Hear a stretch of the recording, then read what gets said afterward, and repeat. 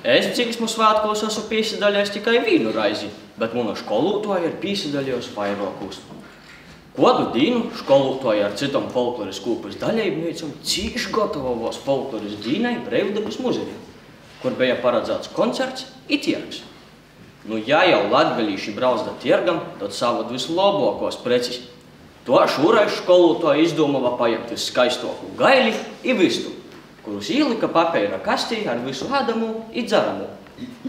Ceļš da Reigai bija garš, i pa ceļam vista soka cīši kladzinot. Teicēja Broņislava nūstie.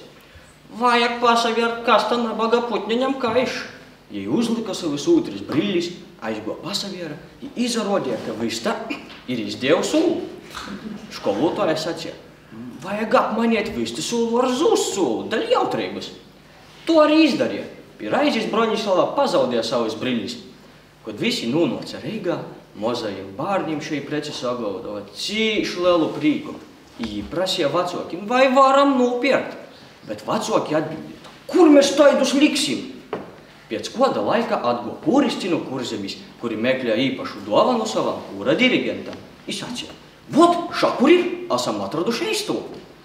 Kad Broņislava go atsavadēt no saviem draugiem, jei kastī īraudzēja savus pazaudātos brillis, labi, ka tai savādāk brillis būtu aizbraukušas kurzemī. Kad kūristi pasaviera kastī īraudzējuši lielu ūlu prosa. Kai tik moza vista var izdēt tik lielu ūlu? Broņislava atbildēja.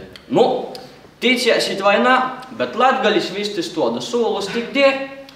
Beigos šo preci pordeva par 2 latim, i jocer, ka kūra dirigents par šodu dovanu bija ļoti prīceigs.